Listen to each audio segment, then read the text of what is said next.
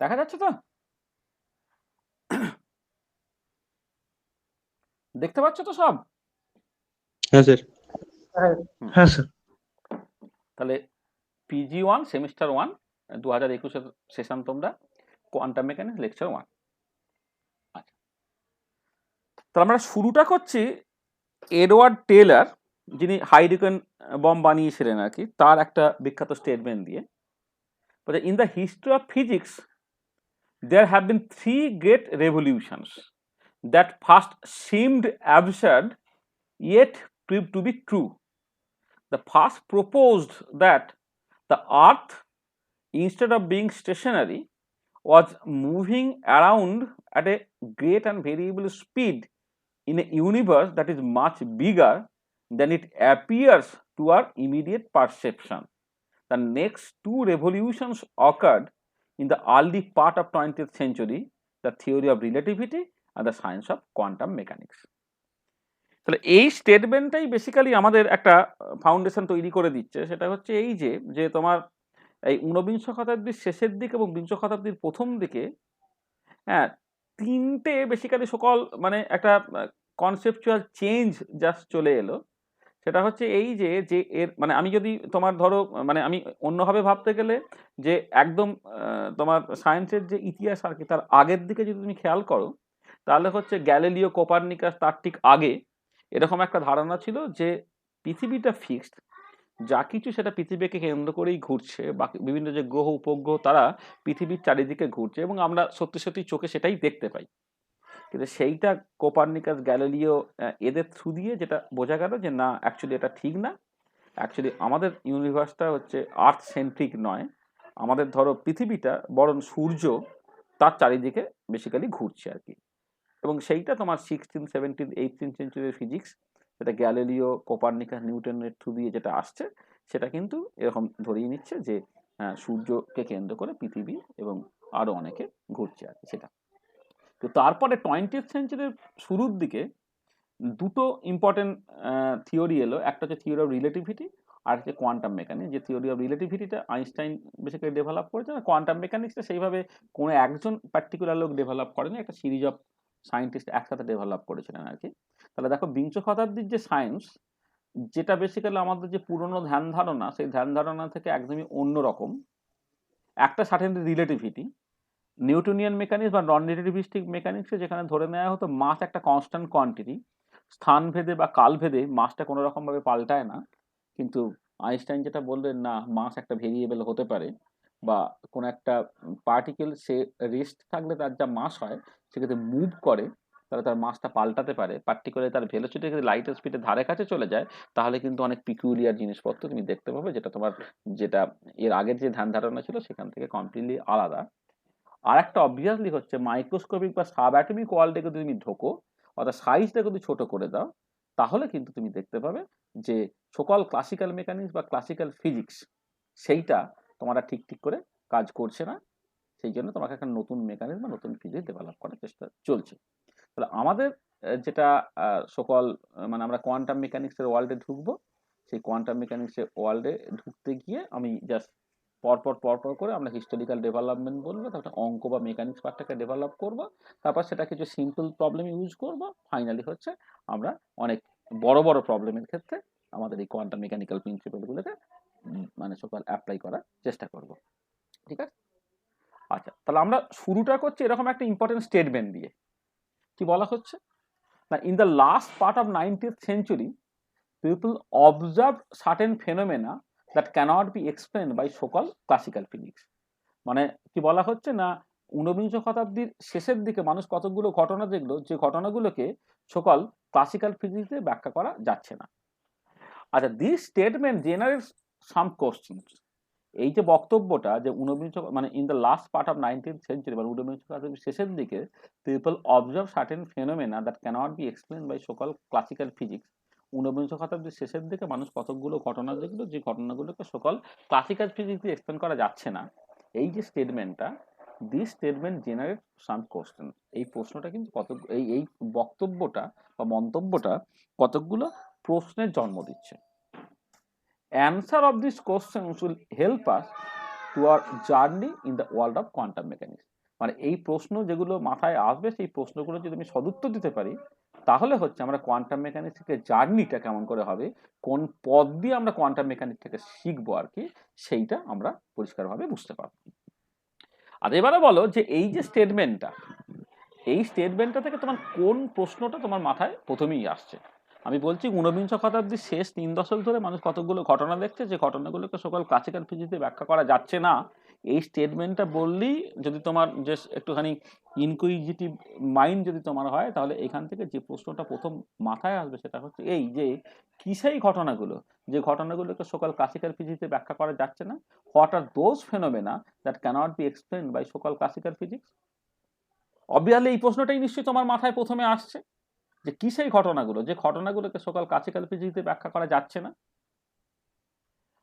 আচ্ছা, দেখা যাচ্ছে যে শুধু একটা দুটো না, অন্ততপক্ষে 8-10টা ঘটনা, খুব ইম্পর্টেন্ট ঘটনা দেখতে পাওয়া যাচ্ছে, যে ঘটনাগুলোকে সকল ক্লাসিক্যাল ফিজিক্সে ব্যাখ্যা করা যাচ্ছে না। তারপরে প্রথম যেটা সাথে ব্ল্যাক বডি এনার্জি ডিস্ট্রিবিউশন, মানে সেটা ডিটেলিংটা আমরা নিশ্চয়ই পরে বলবো। হ্যাঁ, যে black body energy distribution, photo electric effect, temperature dependence of lattice heat capacity, atomic line spectra, Stern Gerlach experiment, Compton effect, Davisson Germer and sir GP থমসনের electron diffraction element, Raman effect, etcetera. আমি জাস্ট কতগুলো ঘটনা এখানে just উল্লেখ করছি, মানে আরো বেশ কিছু বেশ ইম্পর্টেন্ট ঘটনা আছে, সেগুলো আর এখানে আমরা বলছি না। তাহলে দেখো যে ঊনবিংশ শতাব্দীর শেষের দিকে এবং কয়েকটা অবশ্য বিংশ শতাব্দীর শুরুর দিকে, কারণ পরবর্তীকালে যখন এই যে ডেভিসন জার্মারের ইলেকট্রন ডিফ্রাকশন এক্সপেরিমেন্ট বা কম্পটন এফেক্ট বা স্টার্ন-গারলাক এক্সপেরিমেন্ট বা রামান এফেক্ট দেখবে, এই ঘটনাগুলো কিন্তু সকাল দেখতে পাওয়া গেছে বিংশ শতাব্দীর শুরুর দিকে, মানে ঊনবিংশ শতাব্দীর শুধু শেষ দিকে না, বিংশ শতাব্দীর শুরুর দিকে। এই 30-40-50 বছর ধরে মানুষ যে ঘটনাগুলোকে দেখেছে, যে ঘটনাগুলোকে সকল ক্লাসিক্যাল ফিজিক্স দিয়ে এক্সপ্লেন করা যাচ্ছে না, তারা হচ্ছে বেসিক্যালি এইটা। যখন আমরা হিস্টোরিক্যাল ডেভেলপমেন্ট বলবো, তখন কিন্তু সকল black body energy distribution, photo electric effect, temperature dependence of lattice heat capacity, atomic line spectra, Stern Gerlach experiment, Compton effect, electron diffraction experiment, Raman effect, এই 8টা ঘটনা কিন্তু আমাকে খুব ভালো করে পড়তে হবে। আচ্ছা, এই ঘটনাগুলোর মধ্যে বেশ কিছু ঘটনা হয়তো একটা আধটা বাদ থাকতে পারে, হয়তো স্টার্ন-গারলাক এক্সপেরিমেন্টে তুমি হয়তো না পড়ে থাকতে পারো, ডেভিসন জার্মান এবং sir GP Thomson electron diffraction এক্সপেরিমেন্টে তুমি হয়তো না পড়ে থাকতে পারো, কিন্তু otherwise Compton effect, Raman effect এবং এইদিকে যে সকল বোর থিওরি মানে অ্যাটমিক লাইন স্পেকট্রা, তারপরে তোমার photo electric effect, black body radiation আর সলিড পড়ার সময় হিট ক্যাপাসিটি অফ সলিড, এই পার্টগুলো কিন্তু তুমি বিএসসিতে কভার করে এসেছো। আর আমাদের সিলেবাসের মধ্যেও যেহেতু এই পার্টগুলো উল্লেখ করতে বলছে না, তাহলে আমি এক্সপেক্ট করতে পারি যে এই জিনিসগুলো তুমি বোঝো। মানে ব্ল্যাক বডি রেডিয়েশন তুমি তোমার মতো করে পড়েছো, যদি তোমার বুঝতে অসুবিধা হয় তাহলে আমি তোমাকে লেকচার ভিডিও দিয়ে দেবো, এইটা একটু করে দেখে নেবে। আর তুমি যখন কলেজে যেহেতু অফলাইন ক্লাস শুরু হয়ে যাচ্ছে, বা আমরা যখন বিএসসির ছেলেদের এই জিনিসগুলো খুব যত্ন করে পড়াবো, তোমরা সেই ক্লাসগুলোকে করে নিতে পারবে। বা ফটো ইলেকট্রিক এফেক্টের ক্ষেত্রেও তাই, হিট ক্যাপাসিটি অফ সলিড সেটাও তাই, বোর থিওরি বা অ্যাটমিক লাইন স্পেকট্রা, এটা এমনিতেই আমি তোমাদের একটা স্পেশাল ক্লাস নেব, এটা atomic structure and atomic spectroscopy আর কি, আরও অন্য কিছু ছেলেদের সাথে আর কি। সেই ক্লাসটা তুমি করলে অ্যাটমিক লাইন স্পেকট্রা রিলেটেড যে জিনিসপত্রগুলো সেগুলো অটোমেটিক্যালি তুমি জেনে যেতে পারবে। আর এমনি black body energy distribution, photo electric effect, এই যে পার্টগুলো, এই পার্টগুলো আমি তোমাদের খুব উপরে একটা অন্য ক্লাসের সাথে তোমাকে জুড়ে নিয়ে না, আমি কিছু কথাবার্তা এগুলো সম্বন্ধে বলে দেবো, তোমাদের দেখবে খুব একটা অসুবিধে হবে না আর কি, মানে অনলাইন ক্লাসের মধ্যে। আর এমনি স্টার্ন-গারলাক এক্সপেরিমেন্টটা ওই অ্যাটমিক ফিজিক্স বা অ্যাটমিক স্পেকট্রোস্কোপি যখন পড়বো, সেখানে ডিটেলে আমরা বলবো। ইলেকট্রন ডিফ্রাকশন এক্সপেরিমেন্ট আমাদের এমনি বলতে হবে, যখন আমরা wave particle duality, de Broglie wave particle duality নিয়ে কথাবার্তা বলি, তার যে এক্সপেরিমেন্টাল ভেরিফিকেশন বা এক্সপেরিমেন্টাল প্রুফ, তার মধ্যে ইলেকট্রন ডিফ্রাকশন এক্সপেরিমেন্ট অটোমেটিকই আসবে। আবার রামান এফেক্টটা তো সকল রামান স্পেকট্রোস্কোপি এই পার্টের মধ্যে তোমার অটোমেটিক্যালি আসবে। ঠিক আছে? Hello sir. হ্যাঁ, বলো। স্যার বলছিলাম, এই আমাদের তো প্রায় থার্ড সেমিস্টারের পর থেকে আমরা অনলাইন হয়ে যাই, আমরা তো হ্যাঁ, প্র্যাকটিক্যালও ঠিকমতো করতে পারি না, থিওরি তো পড়তে পারি না, হ্যাঁ, করিনি। হ্যাঁ, সেই জন্য পিজিতে যখন আপনি সিলেবাসটা তৈরি করার পর রুটিনটা বানাবেন, পিজি প্লাস ইউজি তো আমাদের ওখানে পড়ছে, ইউজি স্টুডেন্টরা, হুম। তো ওদের ক্লাসের ফাঁকে যদি আমাদের ক্লাসটা থাকে, তাহলে আমরা কিন্তু কেউ করুক না করুক, মানে কিছু জন আমরা আছি তারা কিন্তু ইউজির সঙ্গে ক্লাসটা করবো। না, আমি ইউজি করবো, একদমই তাই। আমি ওই জন্য তোমাদের দেখো প্রথমে একটা স্টেটমেন্ট দিয়ে শুরু করলাম, যে তুমি মানে সকল কি বলবো, মানে তুমি ধরে নাও তুমি হায়ার সেকেন্ডারি পাস করে তুমি এলে, ঠিক আছে? আমি 1 বছর একদম ঠিক সময়ের কথা। মধ্যে 1 বছর সময়ের মধ্যে একজন মানুষের ফিজিক্যাল কেমিস্ট্রি যা, যা জানা উচিত এবং তার মতো করে ইন্টারেস্ট ডেভেলপ করার যে জায়গাটা থাকে না, সেই জায়গাটা আমরা করে দেওয়ার চেষ্টা করব। হ্যাঁ? মানে সেটা মানে সন্দীপ যেমন বলল কি, সন্দীপ বলল যে ওর ফিজিক্যাল কেমিস্ট্রি ভালো লাগে, হয়তো অর্গানিক বেশি ভালো লাগে। হ্যাঁ, সেটা লাগতে পারে। মানে তখন ফিজিক্যাল, অর্গানিক, ইনঅর্গানিক ৩ টে সাবজেক্টই আছে। তাহলে যদি কোনো মানে ফিজিক্যাল কেমিস্ট্রি যদি খারাপ পড়ানো না হয়, তাহলে অন্ততপক্ষে 1/3 ছেলের কিন্তু ভালো লাগার কথা। কিন্তু আনফরচুনেটলি বিদ্যাসাগর ইউনিভার্সিটির আন্ডারে তুমি দেখবে এই মানে যারা এমএসসি স্পেশালাইজেশন বা ইত্যাদি নিচ্ছে আর কি, তাদের স্ট্যাটিস্টিক্স দেখলে তুমি বুঝতে পারবে যে ফিজিক্যাল কেমিস্ট্রিটা সবচেয়ে কম লোক পছন্দ করছে। একটা তো চাকরি বাকরি হানাতানা এইসব গুলো বলে, সেগুলো বেসিক্যালি অজুহাত। মানে অর্গানিক কেমিস্ট্রির লোকেরা বেশি চাকরি পায় তার কোনো প্রমাণ কিন্তু নেই, তুমি যদি স্ট্যাটিস্টিক্স দেখো আর কি। এবারে তো 200 জন ছেলের মধ্যে যদি 180 জন ছেলে অর্গানিক কেমিস্ট্রি নেয়, তাহলে এমএসসি পাস করে যতগুলো ছেলে চাকরি পাচ্ছে, তার মধ্যে অর্গানিক স্পেশাল পড়ার ছেলে বেশি চাকরি পাবে, এটা তুমি দেখতেই পাবে। কিন্তু তোমার এই কোম্পানির চাকরি বাদ দিয়েও তো তোমার প্রচুর একাডেমিক চাকরি আছে, প্রচুর সরকারি চাকরি আছে।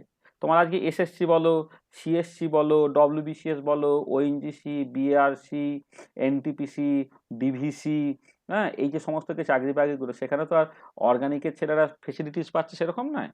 কিছু হয়তো কোম্পানির চাকরি আছে, তোমার ফার্মাসিউটিক্যাল কোম্পানি, হ্যাঁ, বা বিভিন্ন রকমের এই ধরনের আর কি, সেখানে কিছু লো এন্ড জব আছে, সেখানে ওদের কিছুখানি লেবার লাগে, সেখানে অর্গানিক কেমিস্ট্রির লোকেদের হয়তো কিছুটা প্রেফারেন্স থাকতে পারে। কিন্তু আদারওয়াইজ হাই এন্ড যে সমস্ত একাডেমিক চাকরি আছে, সেখানে কিন্তু এমন নয় যে অর্গানিকের ছেলেরা বেশি সুবিধা পাবে, ফিজিক্যালের ছেলেরা কম সুবিধা পাবে, সেটা একদমই নয়। বরং উল্টোটা সত্যি, যে ফিজিক্যাল কেমিস্ট্রি যেহেতু দেখতেই পাচ্ছ বেশি লোকে পড়ছে না, আর শীত হচ্ছে সবই একই, সেখানে রিসার্চ বা ইত্যাদির ক্ষেত্রে কিন্তু তোমার ফিজিক্যাল কেমিস্ট্রির ছেলেরা দেখবে অনেক খারাপ ছেলেও সে কিন্তু যে সুযোগটা পাবে, অর্গানিক কেমিস্ট্রি কিন্তু অনেক ভালো ছেলে সেই সুযোগটা হয়তো পাচ্ছে না। মানে সেটা তো পরের কথা। আমি যেটা যেটা বলতে চাইছি যে ফিজিক্যাল কেমিস্ট্রি কঠিন নয়, ফিজিক্যাল কেমিস্ট্রি ভয়ের কিছু নেই। এই ফিলিংসটা তোমার চলে আসবে যদি তুমি আমার কথাগুলো ঠিক ঠিক করে শোনো, আর আমি যখন যেমন যে ক্লাসে ডাকবো সেই ক্লাসটা তুমি করো। এবার তোমাকে ঠিক করতে হবে কি তুমি দায়সারা করে জাস্ট একটা একটা এমএসসি ডিগ্রি চাও, না সত্যি সত্যি তোমার একটা ফিজিক্যাল কেমিস্ট্রিকে ভালোবেসে বা এমএসসিটাকে ভালোবেসে তুমি জাস্ট লেখাপড়াটাকে করতে চাও। লেখাপড়াটা যদি ঠিক ঠিক করে করতে পারো, তাহলে কিন্তু আমার মনে হয় না যে যে ব্যাকলগগুলো আছে বা ভালোবাসার যে কারণে তৈরি হয়নি আর কি, সেইগুলোকে আমি ঠিক করে দিতে পারবো, এবং দিনের শেষে তুমি হয়তো 1 বছর পরে দেখবে ফিজিক্যাল কেমিস্ট্রি হয়তো অনেকের থেকে বেশি ভালোবাসতে শিখে যাচ্ছ আর কি। সেইটার জন্য আমি যখন যা ডাকবো তোমাকে কিন্তু ক্লাসগুলো করতে হবে, বুঝতে পেরেছো? ওই জন্য আমি সেপারেট গ্রুপও তৈরি করে নিলাম এ করে, বুঝতে পেরেছো? একদম ঠিক আছে। হ্যাঁ, মানে সন্দীপের আসলে চয়েসগুলো বারবার পাল্টাচ্ছে, সেটা হচ্ছে ব্যাপার। সন্দীপ কিন্তু কিছুদিন আগে বলতো ইনঅর্গানিক কেমিস্ট্রি সবচেয়ে ভালো লাগে, তাই না সন্দীপ? সে কে বললো এটা? না তো, আমার তিনটাই ভালো লাগবে, মানে কোনোটাই খারাপ লাগে না এমনটা নয়, আর তিনটাই সমানভাবে পড়ি। না সন্দীপ পড়েছে, তুই তো ইনঅর্গানিক কেমিস্ট্রি বেশি ভালো লাগে বলতিস তো বারবার। না না, আমি সেরকম কিছু বলিনি কো। হুম, যাকে যাকে মানে ফিজিক্যাল কেমিস্ট্রি মানে মানে একটুখানি যারা বুদ্ধিমান ছেলে মেয়ে না, মানে আসলে অর্গানিক কেমিস্ট্রিটা যে কেউ করতে পারবে, কিন্তু একটু বুদ্ধিশুদ্ধি না থাকলে, একটু পরিশ্রম করতে না পারলে ফিজিক্যাল কেমিস্ট্রি সে করতে পারবে না। এবার তোমাদের আশা করছি সায়েন্স পড়ছো মানে সেই বুদ্ধিশুদ্ধিগুলো আছে আর কি। ওই জন্য যে কথাগুলো বলছি, কথাগুলো বাংলায় কথাবার্তা বলা হচ্ছে, নিশ্চয়ই তুমি সব কথাগুলোর মানে তোমার কাছে পরিষ্কার হচ্ছে। যখনই তোমার মানে পরিষ্কার হবে না, তুমি বলবে, মানে আমি আছি, প্রদীপ্তদা আছে, আমাদেরকে বারবার বলবে যে স্যার এই কথাটা বুঝতে পারছি না। আমরা মানে এমনিতে মানে রাগী, কিন্তু খুব যে রাগ দেখিয়ে ফেলি সেরকম নয়। মানে হয়তো 5 বার 7 বার তোমাদের মানে না রেগেই তোমাদের প্রশ্নের নিশ্চয়ই সদুত্তর দিতে পারবো বা দেওয়ার চেষ্টা করবো আর কি। ভয়ের কিছু নেই, ঠিক আছে? কি আগে কে জিজ্ঞেস করলে তোমায় কোশ্চেন, মানে কথাটা কে বললে একটু আগে? হ্যালো, মানে আমি তোমাদের মুখ দেখতে পাচ্ছি না, তাই সেখানে জিজ্ঞেস করছি। বলো। স্যার সিলেবাসটার কথা, রুটিনের কথা। না না, এই যে বললে যে ইউজির ক্লাসগুলো করতে চাও আর কি, তাই বলছি। হ্যাঁ হ্যাঁ স্যার, আমি বললাম তোর নাম কি? জয়ন্ত শাসমল। জয়ন্ত, হ্যাঁ। মানে নামগুলো একটু একটু বলে দেবে, কারণ মানে আমি তো স্ক্রিন শেয়ার করছি, মানে আমি তোমাদের মুখটা দেখতে পাচ্ছি না যে কে বলছো, ওই জন্য আর কি। মানে তারপরে গলা শুনে আমি অনেকটা বুঝতে পেরে যাবো আর কি। জয়ন্ত, হ্যাঁ জয়ন্ত, দেখো যা প্র্যাকটিক্যাল বলেছি। গুলো, হ্যাঁ বলো বলো। প্র্যাকটিক্যাল গুলো শুধু আপনি একটু এরকমই সাহায্য করলেই হবে, আর কিছু ওদের সঙ্গে শেয়ার করে নেবো আমরা। হ্যাঁ হ্যাঁ আমি সব করে দেবো, মানে সব করে দেবো তোমাদের। আসলে ওই ক্লাস মানে সকাল 7টা থেকে রাত্রি 9টা পর্যন্ত যে সত্যিই কলেজ হয়, ক্লাস হয়, এই যে সন্দীপ বা দেবনাথ বা সুরজিৎ আছে, ওদেরকে হ্যাঁ স্যার, জিজ্ঞেস করলে আপনি তুমি বুঝতে পারবে। আপনি স্যার সারাদিন যদি মনে করেন সারাদিন সারা রাত 24 ঘন্টাই ক্লাস না করাবেন না ওটা তো, তো কোনো না না অসুবিধা যেটা হবে না। কিছু কিছু কথা আছে শুধুমাত্র কথার কথা বলতে হয়, বলা হয়, কিন্তু ওই ওরা তো আছে, ওদেরকে জিজ্ঞেস করে দেখো। আমরা কিন্তু সত্যি সত্যি ক্লাস সকাল 7টা থেকে ক্লাস শুরু করি, আর রাত্রি 8:30 9টা পর্যন্ত কিন্তু আমরা কন্টিনিউয়ালি ক্লাসটা নিয়েই যাই আর কি। তুমি নিঃশ্বাস ফেলারও সময় থ্যাংক পাবে ইউ না, স্যার, খুব ভালো, এটা আর কি। ওই জন্য সেই ভালো জন্য বলছি, বলেছেন। মানে একটুখানি দায় সারা টাইপের যদি পড়াশোনা করবে মনে করো, তাহলে মানে ঝাড়গ্রাম রাজ কলেজ মনে হয় খুব একটা ভালো জায়গা নয়।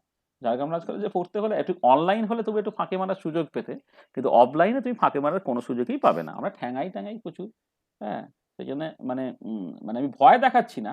আমি চাইছি যে তুমি যখন এমএসসিটা পড়তে এসেছো, হ্যাঁ, তুমি এমএসসিটা এমএসসির মতো শিখে পাস করে বেরিয়ে যাও আর কি। সেইটা বেসিক্যালি খুব দরকার। ঠিক আছে? আচ্ছা চলো আমি স্যার একটু কিছু ফিরে আসি বই, তা। হ্যাঁ, না স্যার সেগুলো সব কিছু ভালো, পরে, সেসব সেসব আচ্ছা পরে আচ্ছা। হবে, মানে এখন মানে আস্তে আস্তে আস্তে সব জিনিসগুলো হবে। মানে ফিজিক্যাল কেমিস্ট্রি আমার লেখা বইগুলো পড়লেই তোমার সব হয়ে যাবে। হ্যাঁ, ফিজিক্যাল কেমিস্ট্রি আমার তোমাদের পড়তে পড়তে মানে 3টে ভলিউম বেরিয়ে গেছে, 4th ভলিউম মানে বেরোচ্ছে। এই বইগুলো পড়লেই তুমি যা শিখবে তার বাইরে আর কিছু লাগবে না। ঠিক আছে? এগুলো তারপরে যদি কিছু স্পেশাল বই টই লাগে সেগুলো আমি ঠিক সময় যা যা বলার দরকার আমি দিয়ে দেবো বা বলে দেবো আর কি। ঠিক আছে?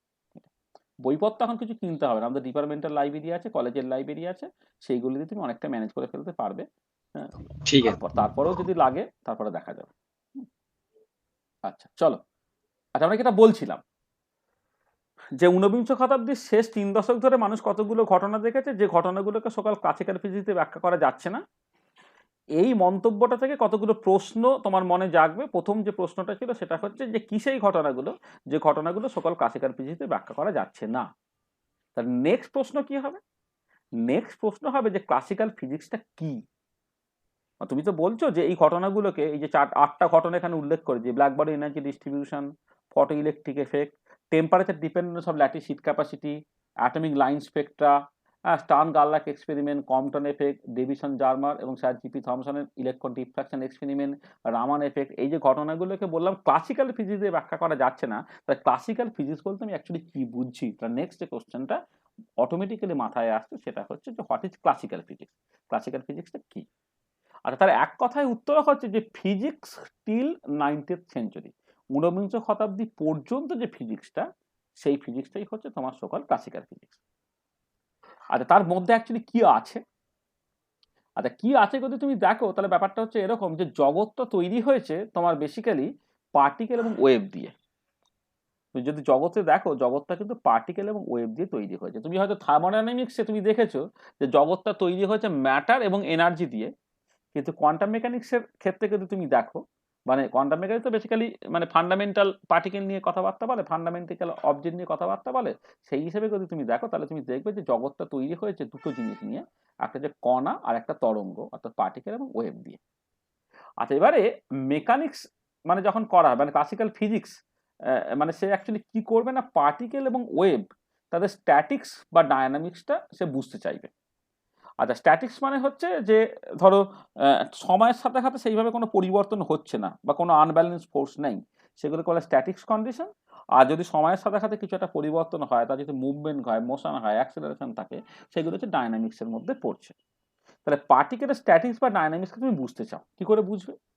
আচ্ছা পার্টিকেলের স্ট্যাটিক্স বা ডায়নামিক বোঝার জন্য যে ইকুয়েশন অফ মোশনটা গত 300 বছর ধরে চলে আসছে সেটা হচ্ছে তোমার নিউটনস ইকুয়েশন অফ মোশন। আচ্ছা নিউটনস ইকুয়েশন অফ মোশন যেটা কি বলে, বেসিক্যালি বলে ভেলোসিটি ভি, সেটা বেসিক্যালি মোমেন্টাম বাই মাস, সেটা ডিএক্স বাই ডিটি। আর যে ফোর্স যেটা rate of change in momentum, সেটা হচ্ছে নেগেটিভ গ্রেডিয়েন্ট অফ পোটেনশিয়াল বা মাইনাস ডিভি বাই ডিএক্স। এটা হচ্ছে তোমার কার্টিজিয়ান কোঅর্ডিনেট সিস্টেমে। এবং অবভিয়াসলি এটা তুমি মাথায় রাখবে যে এই যে ইকুয়েশনটা, এইটা কিন্তু অবশ্যই নন রিলেটিভিস্টিক ইকুয়েশন। নন রিলেটিভিস্টিক কেসে কিন্তু এইটা, মানে রিলেটিভিস্টিক কেস হলে কিন্তু তুমি জাস্ট মোমেন্টাম ডিফাইন করতে পারবে, কিন্তু মোমেন্টামকে মাস দিয়ে ভাগ করে এইরকম যা রেস্ট মাস দিয়ে ভাগ করে কিন্তু ভেলোসিটি বলতে পারবে না। তার non relative Newton's equation of motion হচ্ছে non relativistic equation. Non relativistic relative কি বলে রিলেটিভিস্টিক, হ্যাঁ হ্যাঁ, এই যে Newton's equation of motion basically non relativistic equation, যেটা দুটো লিনিয়ার ফার্স্ট অর্ডার ডিফারেনশিয়াল ইকুয়েশনের কম্বিনেশন। একটা বলছে ভেলোসিটি, যেটা পি বাই এম, সেটা হচ্ছে ডিএক্স বাই ডিটি, আর হচ্ছে ফোর্স, যেটা ডিপি ডিটি, সেটা হচ্ছে মাইনাস ডিভি ডিএক্স। আচ্ছা, এবারে তুমি যদি এই যে মোমেন্টামের জায়গায় পি এর জায়গায় এম ইন্টু ডিএক্স ডিটি বসিয়ে দাও, তাহলে এই ইকুয়েশনটা একটা লিনিয়ার সেকেন্ড অর্ডার ডিফারেনশিয়াল ইকুয়েশনে পৌঁছে গেল। সেটা হচ্ছে m dt x by dt square equal to minus dv dx. তার মানে যেটা দাঁড়াচ্ছে যে এই যে ইকুয়েশনটা, এই যে 1 নম্বর এবং 2 নম্বর ইকুয়েশনটা, এই দুটো ইকুয়েশন হিসেবেও লিখতে পারো, অথবা তুমি সরাসরি হচ্ছে এই যে 3 নম্বর ইকুয়েশনটা সেই রকম করেও ভাবতে পারো। মানে আইদার 3 নম্বর ইকুয়েশনটা অথবা 1 আর 2 ইকুয়েশন, মানে একটা সেকেন্ড অর্ডার ডিফারেনশিয়াল ইকুয়েশনকে তুমি চাইলে দুটো ফার্স্ট অর্ডার লিনিয়ার ইকুয়েশনে ভেঙে নিতে পেরেছো।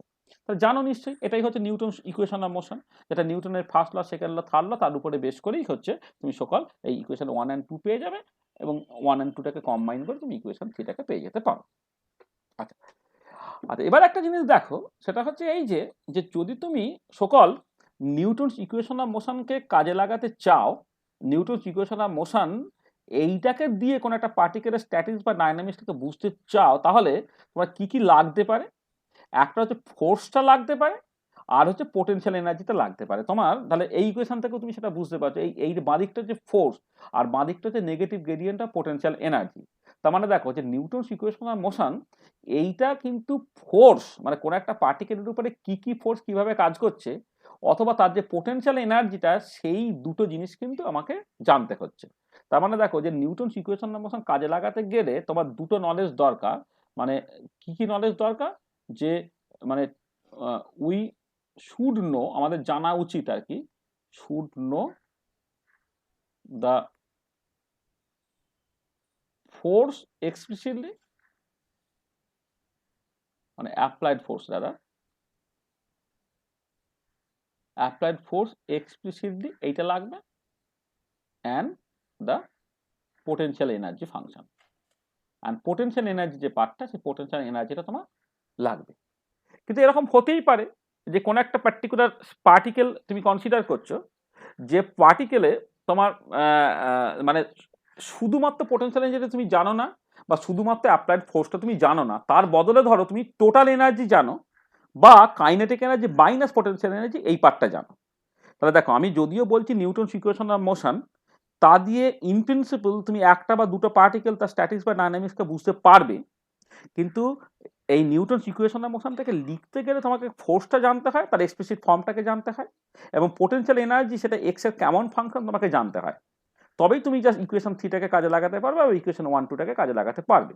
এবার দেখা গেল যে কোনো একটা পার্টিকুলার সিস্টেম তোমাকে দিয়ে দেওয়া হয়েছে, সেখানে শুধু পোটেনশিয়াল এনার্জি কত তোমাকে বলে দেওয়া নেই, বা শুধু ফোর্স কতটা তোমায় বলে দেওয়া নেই, তার বদলে যেটা বলে দেওয়া আছে সেটা হচ্ছে যে টোটাল এনার্জিটাকে বলে দেওয়া আছে। আর টোটাল এনার্জিটাকে বলা হয় হ্যামিল্টনিয়ান।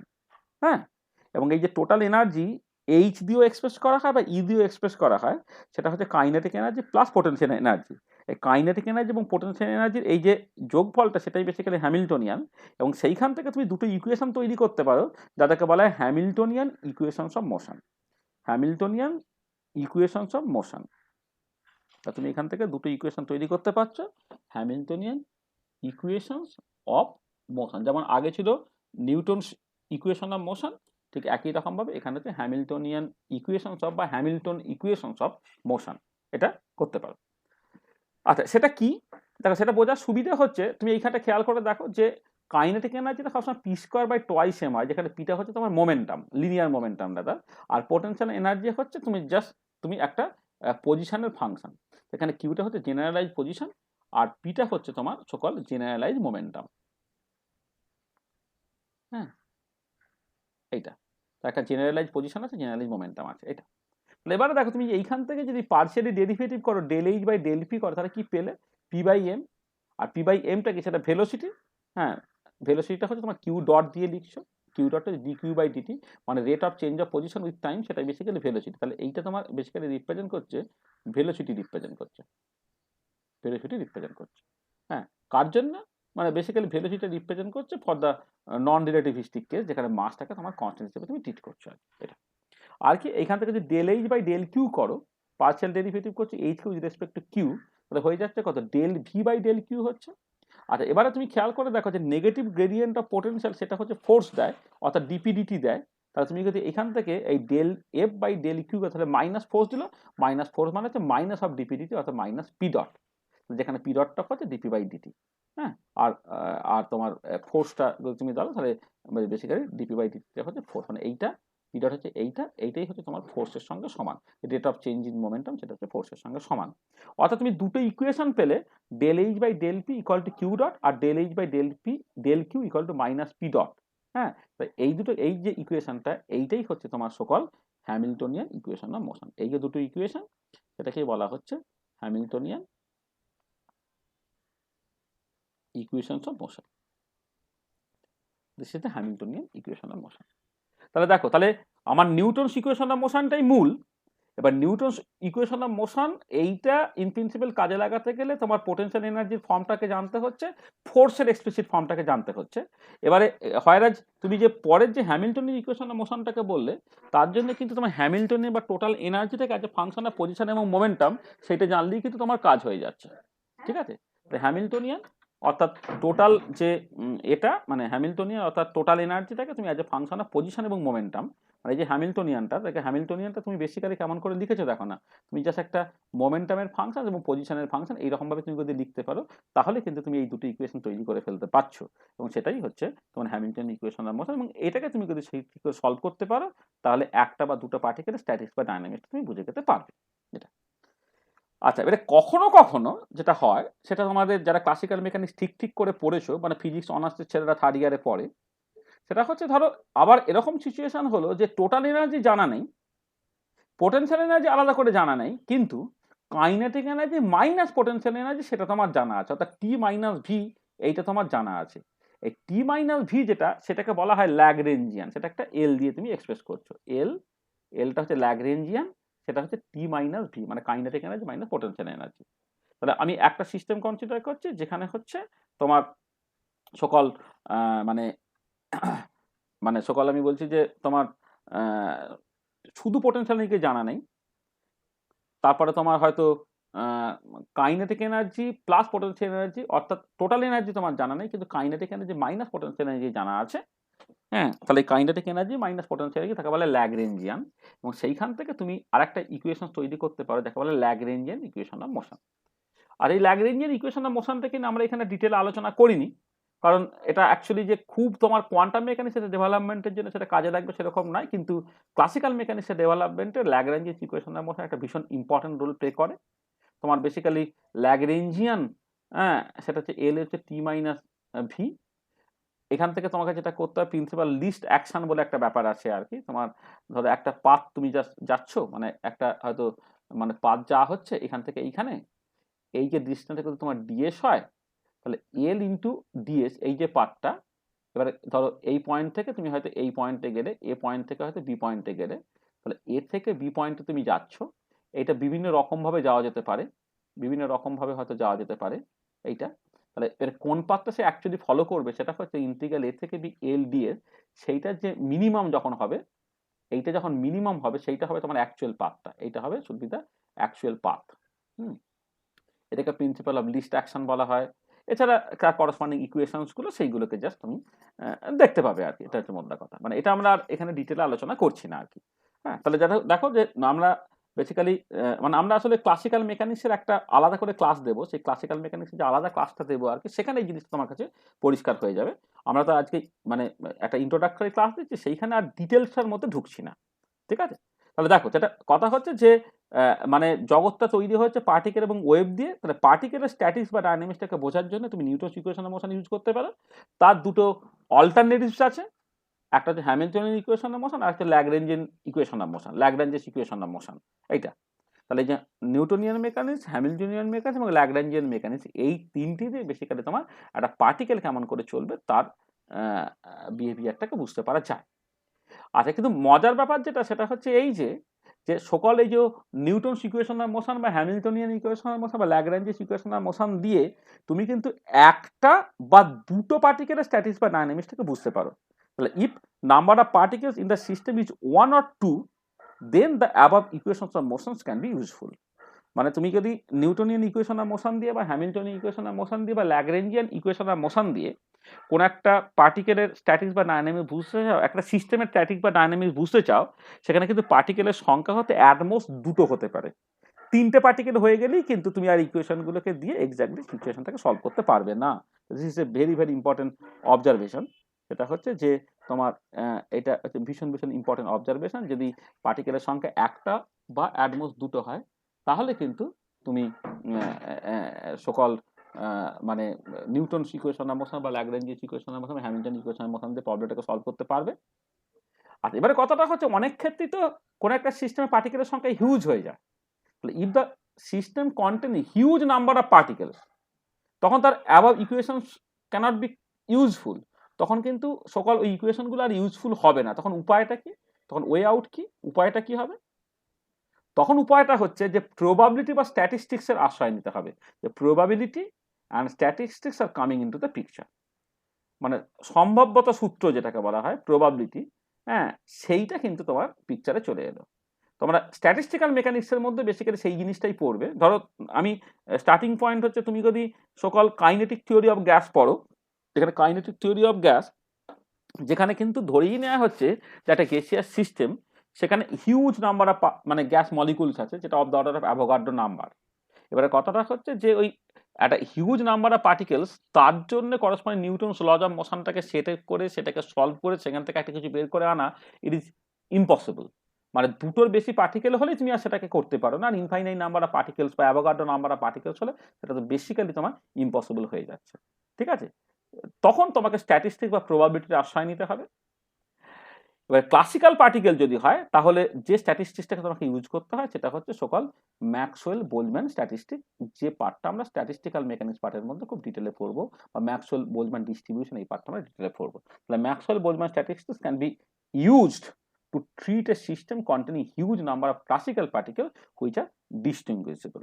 তাহলে হিউজ নাম্বার অফ মানে ক্লাসিক্যাল, আসলে পরে আমরা পার্টিকেল না মানে আইডেন্টিক্যাল পার্টিকেলস বেসিক্যালি তাদেরকে কতগুলো ক্যাটাগরিতে ভাগ করবো। তাহলে ক্লাসিক্যাল আইডেন্টিক্যাল পার্টিকেল যাদেরকে তুমি আলাদা করতে পারো তার ডিরেকশন আর মোশন দিয়ে, যারা যে ডিস্টিংগুইশেবল। কোয়ান্টাম আইডেন্টিক্যাল পার্টিকেল যেমন ইলেকট্রন, প্রোটন বা বিভিন্ন রকমের অ্যাটম বা মলিকুলস, তারা বেসিক্যালি কোয়ান্টাম পার্টিকেলস, যারা ইনডিস্টিংগুইশেবল হয়। আর কোয়ান্টাম আইডেন্টিক্যাল পার্টিকেলস তারা কেউ কেউ বোসনস হয়, কেউ কেউ ফেরমিয়নস হয়, মানে বিভিন্ন রকমের পার্টিকেল আছে। এবার আমরা দেখতে গেছি ক্লাসিক্যাল ফিজিক্স কি।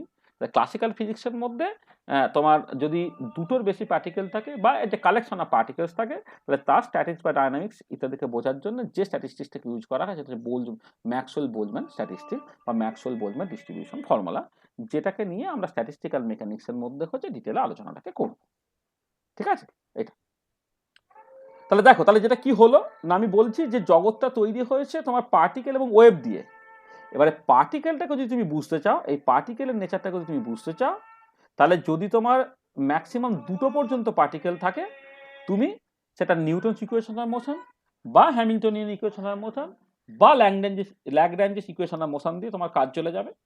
আর যদি দুটোর বেশি পার্টিকেল হয় বা collection of huge number of particles হয়, তখন কিন্তু তোমাকে জাস্ট স্ট্যাটিস্টিক্সের আশ্রয় নিতে হবে, এবং সেই স্ট্যাটিস্টিক্সটাই হচ্ছে ম্যাক্সওয়েল বোলম্যান স্ট্যাটিস্টিক্স। ঠিক আছে, বোঝা গেল জিনিসটা এখন পর্যন্ত? ঠিক আছে এখন পর্যন্ত? হ্যাঁ স্যার। আচ্ছা আচ্ছা, স্যার। চলো। Yes, sir. আচ্ছা, এবারে তাহলে জগতের আর একটা পার্ট কি না, আর একটা পার্ট হচ্ছে সকল তোমার ওয়েভ। ঠিক আছে, তাহলে আর একটা পার্ট যেটা, সেটা তোমার বেসিক্যালি হচ্ছে ওয়েভ। ঠিক আছে, আর ওয়েভটাকে বোঝার জন্যে সকল যে তোমার থিওরিটাকে নিয়ে কথাবার্তা বলতে হয়, সেটা হচ্ছে ম্যাক্সওয়েলস ইলেকট্রোম্যাগনেটিক থিওরি। মানে মানে ওয়েভ মানে বেসিক্যালি তুমি লাইট ভাবতে পারো, সেই লাইটের নেচারটা কি সেইটা নিয়ে না বিভিন্ন সময়ে হচ্ছে বিভিন্ন রকমের মতভেদ, মানে মতবিরোধ বা মতবাদ এইসব আছে। নিউটনের সময় ওটা ছিল হচ্ছে বলা হতো যে light basically collection of particles আর কি। হ্যাঁ, মানে নিউটনের কর্পাসকুলার থিওরি ছিল। তাহলে একটা source of light, say basically কিছু পার্টিকেল ছাড়ছে, যে পার্টিকেলগুলো সরল রেখায় মুভ করছে, বা সে যখন তোমার চোখে পড়ছে একটা সেন্সেশন অফ ভিশন তৈরি হচ্ছে। তাহলে ওই যে পার্টিকেলগুলো যে সরল রেখায় মুভ করে তাকে রে বলা হয়। সেই রে তোমার চোখে পড়লে একটা দৃশ্যের অনুভূতি বা দেখার অনুভূতি তৈরি হয়, এবং এই কর্পাসকুলার থিওরি দিয়ে তুমি কিন্তু অনেক কিছু এক্সপ্লেন করতে পারো, অনেক কিছু মানে রিফ্লেকশন, রিফ্র্যাকশন, রেক্টিলিনিয়ার প্রোপাগেশনাল লাইট ইত্যাদিকে এক্সপ্লেন করতে পারো, কিন্তু ডিফ্র্যাকশন, ইন্টারফেয়ারেন্স, পোলারাইজেশন এই ঘটনাগুলোকে ব্যাখ্যা করতে পারো না। তাহলে যখন ডিফ্র্যাকশন, ইন্টারফেয়ারেন্স, পোলারাইজেশন এই ঘটনাগুলোকে ব্যাখ্যা করা যাচ্ছে না, হ্যাঁ, তখন বিজ্ঞানী হাইগেন্স এবং ফ্রেসনেল এবং ইয়াং তারা বেসিক্যালি ওয়েভ থিওরি অফ লাইটটাকে নিয়ে এলো। কিন্তু সেই ওয়েভ থিওরি অফ লাইট দিয়ে যেমন reflection, refraction, interference, polarisation, diffraction এগুলোকে ব্যাখ্যা করা যাচ্ছে, কিন্তু আবার কতগুলো জিনিস যেমন photo electric effect, Compton effect এগুলোকে ব্যাখ্যা করা যাচ্ছে না।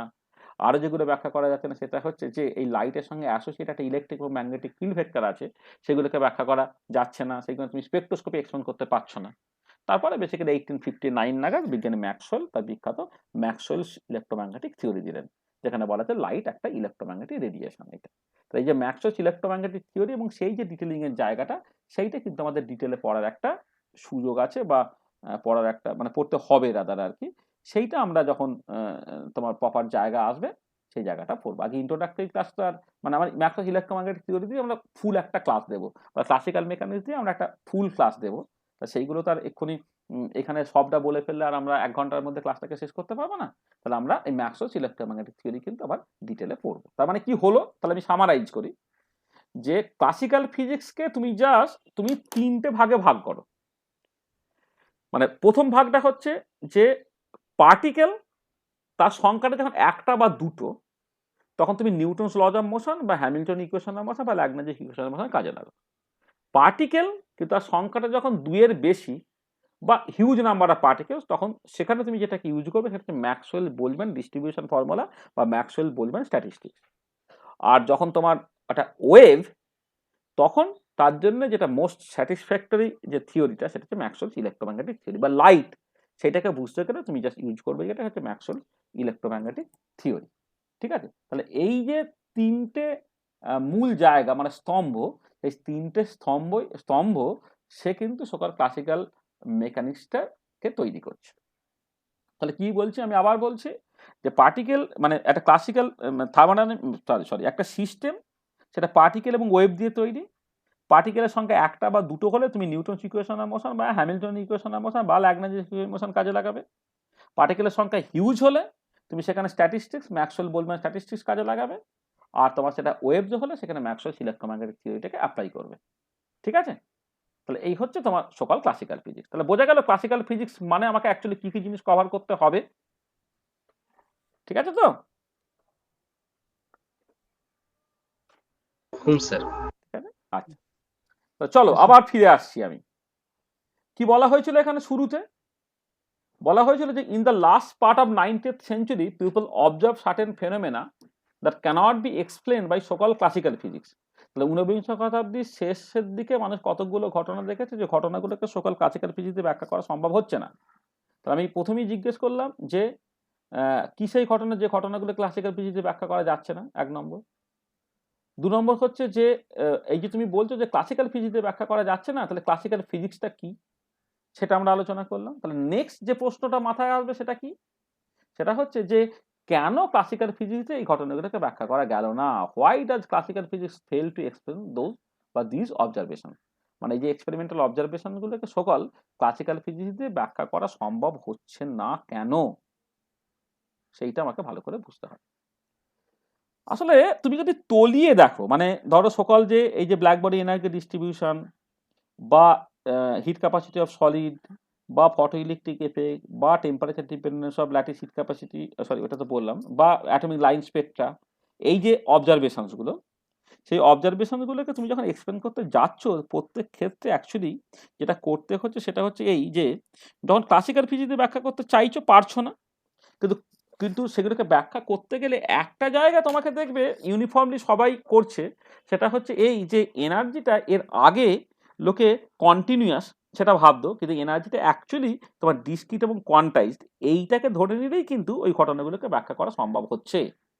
মানে in classical physics it is taken as granted that energy is a continuous quantity and energy exchange take place continuously.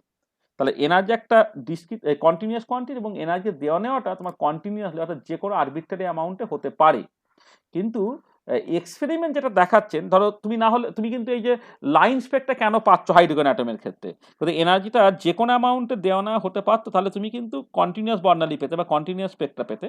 Line স্পেকটা পেলে এটা বেসিক্যালি ইন্ডিকেট করছে কি, এটা বেসিক্যালি ইন্ডিকেট করছে যে তোমার মানে এনার্জি দেওয়া নেওয়াটা নিশ্চয়ই ডিসক্রিট বা কোয়ান্টাইজ ওয়েতে ঘটছে, সেটা আমি লিখছি। But experiment show that energy is a discrete or quantized quantity and energy exchange takes place in a discrete or quantized way. Energy দেওয়া নেওয়াটা কিন্তু একটা ডিসক্রিট বা কোয়ান্টাইজড ওয়েতে তোমার অ্যাকচুয়ালি ঘটছে। মানে তুমি একটা এক্সাম্পল এখানে দিয়েছি, ধরো যদি একটা কন্টেনারের মধ্যে ধরো তোমার জল আছে বা দুধ আছে, এরকম যদি হতো, মানে লিকুইড কিছু একটা আছে, ঠিক আছে তো। এবারে আমি কি করছি, একটা বড় কন্টেনার থেকে ছোট কন্টেনারে এই দুধ বা জলটাকে ট্রান্সফার করতে চাইছি। তুমি দেখো যতটুকু চাইবে ততটুকু কিন্তু তুমি ট্রান্সফার করতে পারো, মানে যতটুকু চাইবে ততটুকু কিন্তু ট্রান্সফার করতে পারবে। মানে এমন নয় যে তোমার 1 ml বা 100 ml, না হলে 200 ml, না হলে 300 ml, না হলে 400 ml, এরকম না। তুমি 100 এবং 200 ml এর মাঝামাঝিও কোনো একটা কিছু ট্রান্সফার করতে চাইলে তুমি কিন্তু করতে পারো, মানে ইন প্রিন্সিপাল পারো। এবার তুমি করবে কি করবে না সেটা তোমার ব্যাপার। যেমন ধরো তুমি যে মাদার ডেয়ারির দুধ হয়তো তোমার হয়তো মিনিমাম যে পাউচটা পাওয়া যায় সেটা 250 ml এর পাউচ, তুমি তাহলে 1 পাউচ বা 2 পাউচ বা 3 পাউচ দুধ নিলে, এবার তোমাকে যদি বলে যে 300 মানে 25 ml তোমাকে দুধ পেতে হবে, ট্রান্সফার করতে হবে, হ্যাঁ, সেটা মানে তুমি চাইলে ওটাকে ট্রান্সফার করতে পারো, কিন্তু মাদার ডেয়ারি তোমাকে কিন্তু ওই রকম ভাবে প্যাকেজিংটা করেনি। মানে আমি যেটা বলতে চাই যে নীতিগতভাবে তুমি কিন্তু যে কোনো অ্যামাউন্টে এটাকে ট্রান্সফার করতে পারো।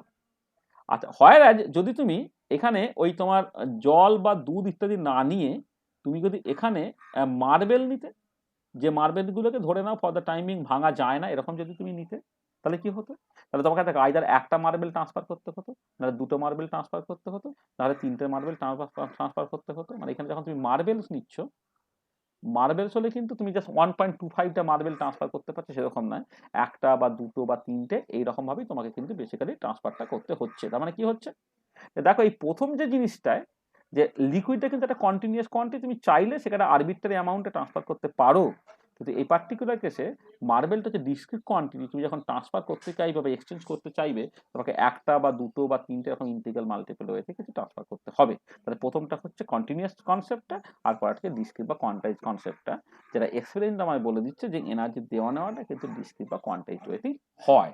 এবং এই যে এনার্জি দেওয়া নেওয়াটা ডিসক্রিট এবং কোয়ান্টাইজ ওয়েতে হয়, ক্লাসিক্যাল মেকানিক্স বা ক্লাসিক্যাল ফিজিক্স সেটাকে মান্যতা দেয় না। ক্লাসিক্যাল ফিজিক্স বলে যে এনার্জি একটা কন্টিনিউয়াস কোয়ান্টিটি এবং এনার্জি দেওয়া নেওয়াটা কন্টিনিউয়াসলি ঘটছে। তাহলে এইখান থেকে কিন্তু গন্ডগোলটা অ্যাকচুয়ালি শুরু হয়ে গেল, যে যে ক্লাসিক্যাল ফিজিক্স যে সমস্ত এক্সপেরিমেন্টাল সিনারিওটাকে বা সমস্ত এক্সপেরিমেন্টাল অবজারভেশনসগুলোকে যে এক্সপ্লেন করতে পারবে না, particularly in the microscopic or in subatomic world, সেটা বেসিক্যালি গ্যারেন্টেড হয়ে গেল। কারণ এনার্জি সত্যি ডিসক্রিট এবং ডিসক্রিট ওয়েতেই এক্সচেঞ্জটা হয়, কিন্তু ক্লাসিক্যাল মেকানিক্স অ্যাজিউম করে নিচ্ছে যে না, এনার্জি একটা কন্টিনিউয়াস কোয়ান্টিটি এবং সেটা কন্টিনিউয়াসলি এক্সচেঞ্জটা হয়। তাহলে এখানেই কিন্তু মূল গন্ডগোলটা লুকিয়ে আছে।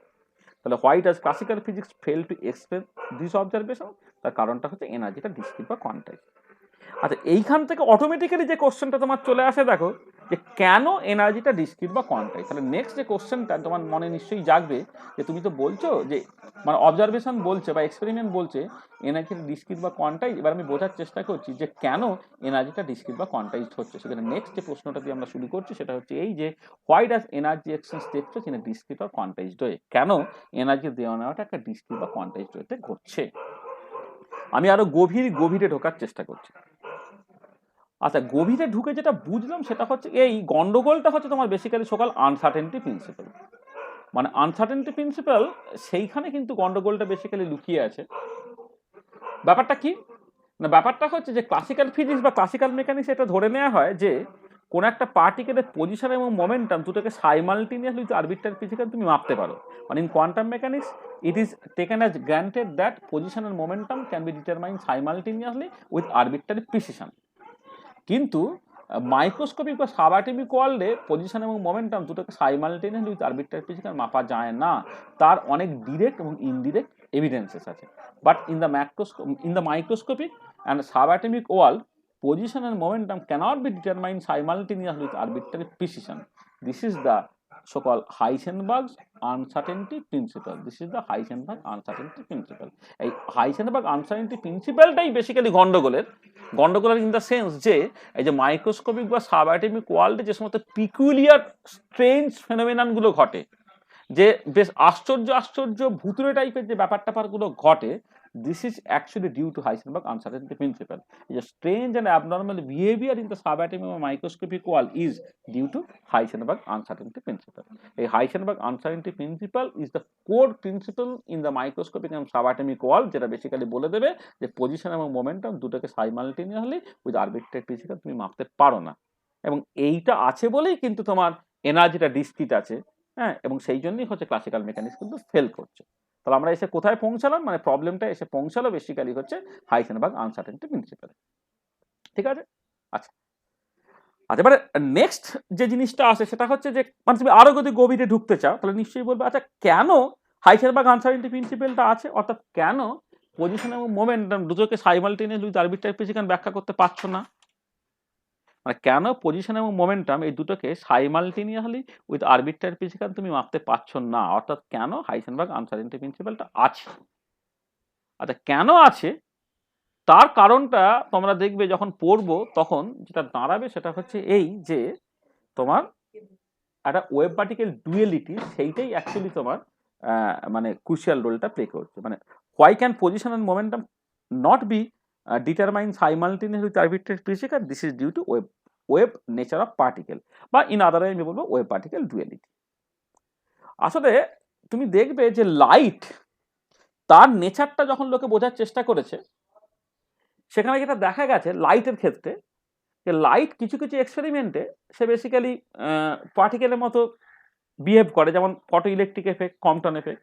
আবার লাইট কিছু কিছু কেসে সে বেসিক্যালি ওয়েভের মতো বিহেভ করে, যেমন ডিফ্রাকশন, ইন্টারফারেন্স, পোলারাইজেশন ইত্যাদির ক্ষেত্রে। আর এবারে কথাটা হচ্ছে কি লাইট যদি কিছু কিছু এক্সপেরিমেন্টে ওয়েভের মতো বিহেভ করে আর কিছু কিছু এক্সপেরিমেন্টে পার্টিকেলের মতো বিহেভ করে, তো সেখান থেকে তুমি বলতে পারো যে লাইটের একটা ডুয়েল ক্যারেক্টার আছে, একটা হচ্ছে ওয়েভ এবং তার পার্টিকেল, মানে দ্বৈত সত্তাটা আছে। আর 1924 সালে ডিবগলি তিনি এই লাইটের নেচারটাকে দেখে তিনি পার্টিকেলের জন্য সেটাকে জেনারেলাইজ করার চেষ্টা করলেন। তিনি যেটা বললেন যে লাইট যেটাকে আমি এতদিন ওয়েভ হিসেবে জানতাম তার যদি পার্টিকেল ক্যারেক্টার থাকে তাহলে পার্টিকেল তারও নিশ্চয়ই ওয়েভ ক্যারেক্টার আছে, এবং তিনি বললেন যে for every moving particle there is an associated wave called the matter wave, এবং wavelength of the matter wave is given by lambda equal to h/p or h/mb। অর্থাৎ তোমার প্রত্যেকটা সকল পার্টিকেল তার সঙ্গে অ্যাসোসিয়েট একটা ওয়েভ আছে, যে ওয়েভটাকে তুমি নাম দিচ্ছ হচ্ছে ম্যাটার ওয়েভ, এবং সেই ম্যাটার ওয়েভের সঙ্গে অ্যাসোসিয়েট একটা ওয়েভ লেন্থ থাকে ল্যামডা, সেটা হচ্ছে h/p বা h/mb, যেখানে এইচটা হচ্ছে প্ল্যাঙ্ক কনস্ট্যান্ট। তাহলে বেসিক্যালি দেখো মানে জিনিসটা সমস্যাটা লুকিয়ে আছে কিন্তু এই পার্টিকেলের সকল ওয়েভ ক্যারেক্টার উপরে বা ওয়েভ পার্টিকেল ডুয়েলিটির উপরে। ঠিক আছে, আর এবারে কথাটা হচ্ছে যে এই ওয়েভ পার্টিকেল ডুয়েলিটি বা পার্টিকেলের ওয়েভ নেচার তার সঙ্গে আনসার্টেনটি প্রিন্সিপালের সম্পর্কটা কি। আচ্ছা সম্পর্কটা আমরা ডিটেলে পরে বলবো। ব্যাপারটা হচ্ছে এরকম যে দেখো কথাটা হচ্ছে যে তুমি পার্টিকেল জানতে যে সকল লোকালাইজ, মানে পার্টিকেলকে কিন্তু একটা পার্টিকুলার পয়েন্টে একটা নির্দিষ্ট মুহূর্তে দেখতে পাওয়া যায়। আচ্ছা এবারে যখন পার্টিকেলের সঙ্গে অ্যাসোসিয়েটেড ওয়েভের কথা বলা হলো, যেটাকে আমি ম্যাটার ওয়েভ বলছি, আমি বোঝার চেষ্টা করছি সেই ওয়েভটা অ্যাকচুয়ালি কেমন টাইপের ওয়েভ। আচ্ছা কেমন টাইপের ওয়েভ, প্রথমে ভাবা হলো যে ওয়েভটা নিশ্চয়ই একটা প্লেন এরকম ওয়েভ। এই প্লেন ওয়েভ যদি হয় না, যেটা আমি এই যে সাইন ওয়েভ বা কস ওয়েভের মতো করে লিখি, তার ক্ষেত্রে মোমেন্টামটা ফিক্স থাকে। তাহলে মোমেন্টাম ফিক্স থাকা মানে মোমেন্টামের আনসার্টেনিটিটা জিরো, এবং এই পার্টিকেলটা দেখো কমপ্লিটলি ডিলোকালাইজ, মানে এই যে ওয়েভটা কমপ্লিটলি ডিলোকালাইজ, এদিকে প্লাস ইনফিনিটি থেকে শুরু করে এদিকে মাইনাস ইনফিনিটি পর্যন্ত যেখানে খুশি থাকতে পারে। তার মানে এটা দাঁড়াচ্ছে কি যে তুমি যদি মনে করো যে পার্টিকেলের সঙ্গে অ্যাসোসিয়েটেড ওয়েভটা একটা প্লেন অর্ডিনারি ওয়েভ যার একটা ডেফিনাইট মোমেন্টাম থাকে, সেই জন্য তার মোমেন্টামের আনসার্টেনিটিটা জিরো, এবং সেই যে ওয়েভটা সেই ওয়েভটা কিন্তু কমপ্লিটলি ডিলোকালাইজ, অর্থাৎ মাইনাস ইনফিনিটি থেকে প্লাস ইনফিনিটি সর্বত্রই তার অ্যাম্পলিটিউড আছে, অর্থাৎ তার পজিশনটা হয়ে যাচ্ছে কমপ্লিটলি আরবিট্রারি বা যা খুশি। তার মানে দেখো যে যদি পার্টিকেলের সঙ্গে অ্যাসোসিয়েটেড ওয়েভটা একটা প্লেন ওয়েভ হয় তাহলে তার পজিশনে মোমেন্টাম ডেফিনাইট, অর্থাৎ মোমেন্টামের আনসার্টেনিটি জিরো, কিন্তু পজিশনের আনসার্টেনিটি মানে তোমার ইনফিনিটি হয়ে গেল, অর্থাৎ পজিশনটা কমপ্লিটলি আরবিট্রারি হয়ে গেল। তার মানে পজিশনের মোমেন্টাম দুটোকে তুমি একসাথে মাপতে পারলে না।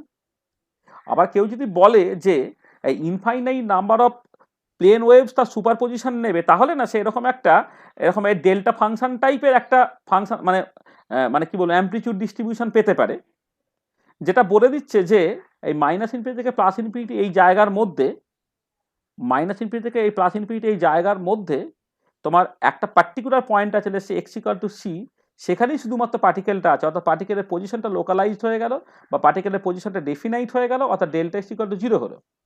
কিন্তু এই ধরনের এই পিকড একটা ওয়েভ প্যাকেট বা ওয়েভ পেতে গেলে তোমাকে infinite number of plane wave with different momentum তার সুপার পজিশন নিতে হবে। মানে অনেকগুলো ওয়েভ যার বিভিন্ন বিভিন্ন মোমেন্টাম, তাদের তোমার সুপার পজিশন নিয়ে তোমাকে একটা ওয়েভ বানাতে হবে, যার ক্ষেত্রে পজিশনটা ফিক্স আর মোমেন্টামটা কমপ্লিটলি আরবিট্রারি হয়ে যাবে। তাহলে দেখো মোমেন্টামটা ফিক্স, কিন্তু তখন কি হলো, যেটা বললাম যে এই যে একটা লোকালাইজড ওয়েভ যদি তোমাকে বানাতে হয় যার জন্য পজিশনটা তোমার ডেফিনাইট, তার জন্য infinite number of plane wave with different momentum তার সুপার পজিশন নিতে হচ্ছে। তার মানে এই যে রেজাল্টেন্ট ওয়েভটা তার মোমেন্টাম কত হবে না, মোমেন্টামটা যা খুশি হতে পারে, কারণ আমি infinite number of plane wave with different momentum তার সুপার পজিশন নিয়েছি।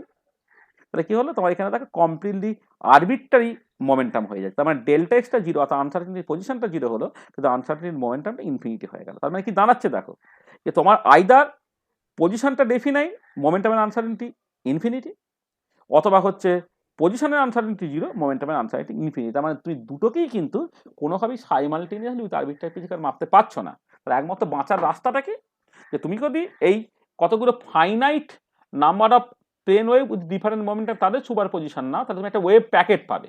তাহলে পার্টিকেলের সঙ্গে অ্যাসোসিয়েটেড যে ওয়েভটা, যেটাকে আমি ম্যাটার ওয়েভ বলছি, সেটা বেসিক্যালি একটা ওয়েভ প্যাকেট। সেই ওয়েভ প্যাকেটটা দেখো পজিশনটা একটা রেঞ্জের মধ্যে আছে, আর যেহেতু এখানে আমি কতকগুলো plane wave with different momentum তার সুপার পজিশন নিয়েছি, সেই জন্য তার মোমেন্টামটাও কিন্তু তোমার একটা মোটামুটিভাবে রেঞ্জের মধ্যে থাকে। তাহলে ডেল্টা এক্স এটা একটা ফাইনাইট রেঞ্জের মধ্যে থাকবে, ডেল্টা পি এক্স মানে এটা হচ্ছে ডেল্টা এক্স এর একটা ফাইনাইট রেঞ্জ থাকবে, আর ডেল্টা পি এক্স তারও একটা ফাইনাইট রেঞ্জ থাকবে, মানে এটা ইনফিনিটি নয়, যাতে করে ডেল্টা পি এক্স গুণফলটা একটা ফাইনাইট রিজিয়নের মধ্যে থাকবে, এবং সেটা হয়ে যাবে কত, greater equal to h cos by 2। This is the Heisenberg uncertainty principle. তার মানে দেখো এই জায়গাটা আমাদের খুব ভালো করে পরবর্তীকালে আমরা বলবো, যে জায়গাটা ভীষণ ভীষণ ইম্পর্টেন্ট, সেটা হচ্ছে এই যে আনসার্টেনিটি প্রিন্সিপাল কেন আছে, অর্থাৎ কেন পার্টিকেলের পজিশন এবং মোমেন্টাম দুটোকে সাইমালটেনিয়াসলি আরবিট্রারি ফিজিক্যাল মাপতে পাচ্ছি না, তার মূল কারণটা হচ্ছে যে পার্টিকেলটা অ্যাকচুয়ালি পার্টিকেল না, পার্টিকেলের ওয়েভ নেচার আছে। এবার সেই ওয়েভের নেচারটা, ওয়েভটা কেমন যখন তুমি বুঝতে পারছো, তখন তুমি পরিষ্কার দেখতে পাচ্ছ যে না, যে তুমি পজিশন ডেফিনাইট করতে গেলে তাহলে মোমেন্টামটা আরবিট্রারি হয়ে যাচ্ছে, আর মোমেন্টাম যদি তুমি ডেফিনাইট করতে হবে পজিশনটা আরবিট্রারি হয়ে যাচ্ছে, অর্থাৎ পজিশন মোমেন্টাম দুটোকে সাইমালটেনিয়াসলি উইথ আরবিট্রারি ফিজিক্যাল মাপতে পারছো না। বেস্ট পসিবল ওয়ে যেটা তুমি করতে পারো সেটা হচ্ছে delta x delta p x, তার গুণফলটা একটা মিনিমাম ভ্যালুতে থাকতে পারে, এবং সেই মিনিমাম ভ্যালুটা হচ্ছে h cos by 2, অর্থাৎ delta x delta p x যেটা equal to h cos by 2 হচ্ছে। This is the Heisenberg uncertainty principle. ঠিক আছে, তাহলে এই পার্টটা আমাদের ডিটেলে বলতে হবে, ওয়েভ পার্টিকেল ডুয়ালিটি এবং সেইখান থেকে কেমন করে আনসার্টেনিটি প্রিন্সিপাল আসছে। আমরা কমপ্লিটনেসের জন্য এখানে বলে দিলাম যে অ্যাকচুয়ালি কি হচ্ছে জিনিসটা। দেখো ব্যাপারটা পরিষ্কার, কোনো অসুবিধা আছে? ঠিক আছে তো? হ্যাঁ স্যার, ঠিক আছে। তাহলে দেখো, তাহলে আমরা মানে কি প্রশ্ন থেকে শুরু করেছি, আমি এবার আগে থেকে একটু খালি সামারাইজ করছি। কারণ আমি প্রথমে বললাম যে ঊনবিংশ শতাব্দীর শেষ 3 দশক ধরে মানুষ কতগুলো ঘটনা দেখেছে, যে ঘটনাগুলোকে সকল ক্লাসিক্যাল ফিজিক্সে ব্যাখ্যা করা যাচ্ছে না। সেইখান থেকে কতগুলো প্রশ্ন মাথায় এলো। প্রথম প্রশ্ন ছিল কি সেই ঘটনা যে ঘটনাগুলোকে সকল ক্লাসিক্যাল ফিজিক্সে ব্যাখ্যা করা যাচ্ছে না। সেকেন্ড প্রশ্ন ছিল ক্লাসিক্যাল ফিজিক্স কি। থার্ড যেটা ছিল হচ্ছে যে কেন ক্লাসিক্যাল ফিজিক্স এই ঘটনাগুলোকে ব্যাখ্যা করতে পারছে না, তার উত্তর ছিল হচ্ছে এনার্জিটা বেসিক্যালি ডিসক্রিট বা কোয়ান্টাইজ বলে। তারপরের কোশ্চেন ছিল হচ্ছে কেন এনার্জিটা ডিসক্রিট বা কোয়ান্টাইজ, কারণ আনসার্টেনিটি প্রিন্সিপাল আছে বলে। তারপরের কোশ্চেন হচ্ছে কেন আনসার্টেনিটি প্রিন্সিপাল আছে, কারণ ওয়েভ পার্টিকেল ডুয়ালিটি আছে বলে। আচ্ছা, এবারে কোশ্চেনটা হচ্ছে যে ঠিক আছে আমি ক্লাসিক্যাল ফিজিক্স দিয়ে তো ওটা নয় ব্যাখ্যা করতে পারলাম না, তাহলে ব্যাখ্যা করবো কি করে? তাহলে নেক্সট প্রশ্ন, এবার আমাদের উত্তরণের পালা। তাহলে আমাদের জানতে হবে যে how will you explain those phenomena that cannot be explain by classical physics. তাহলে ওই ঘটনাগুলোকে তুমি কেমন করে এক্সপ্লেন করবে? তাহলে how will you explain those phenomena that cannot be explain by classical physics. তাহলে ওই ঘটনাগুলো তুমি কেমন করে এক্সপ্লেন মানে মানে যেটা হচ্ছে যে যেগুলোকে ক্লাসিক্যাল ফিজিক্স এক্সপ্লেন করা যাচ্ছে তুমি সেগুলোকে কেমন করে এক্সপ্লেন করবে? তাহলে উত্তর অবভিয়াসলি হচ্ছে তোমাকে এমন একটা নতুন মেকানিক্স বা ম্যাথামেটিক্যাল টুল তৈরি করতে হবে, যে ম্যাথামেটিক্যাল টুলটা হচ্ছে ক্লাসিক্যাল মেকানিক্স থেকে হচ্ছে ফান্ডামেন্টালি আলাদা। ক্লাসিক্যাল মেকানিক্স তো সাবঅ্যাটমিক বা মাইক্রোস্কোপিক ওয়ার্ল্ডের পার্টিকেল বা ওয়েভের স্ট্যাটিক্স বা ডাইনামিক্সটা এক্সপ্লেন করতে পারছে না। সেটাকে এক্সপ্লেন করার জন্য তোমাকে একটা নতুন ম্যাথমেটিক্যাল টুল ডেভেলপ করতে হবে। হ্যাঁ, সেটাই বলা হচ্ছে using a new mathematical tool or mechanics that is fundamentally different from the classical mechanics, এবং this is the quantum mechanics. তাহলে এই হচ্ছে কোয়ান্টাম মেকানিক্স, সেইটা দিয়ে তোমাকে বেসিক্যালি এই ঘটনাগুলোকে এক্সপ্লেন করতে হবে। ঠিক আছে? আচ্ছা, কোয়ান্টাম মেকানিক্সটা কি? কোয়ান্টাম মেকানিক্স হচ্ছে basically set of mathematical rules that can be systematically used to explain the behavior of microscopic and subatomic particles is called quantum mechanics. The quantum mechanics কি? The quantum mechanics হচ্ছে basically A set of rules, মানে কতগুলো নিয়মের সমষ্টি, হ্যাঁ, যে নিয়ম দিয়ে তুমি কি করতে পারছো না, নিয়ম দিয়ে হচ্ছে মাইক্রোস্কোপিক ও সাবঅ্যাটমিক ওয়ার্ল্ডে যে সমস্ত পার্টিকেলগুলো আছে তাদের স্ট্যাটিক্স বা ডাইনামিক্সকে তুমি এক্সপ্লেন করতে পারছো। তাহলে set of mathematical rules that can B systematically used to explain the behavior of microscopic and subatomic particles is called quantum mechanics. ঠিক আছে?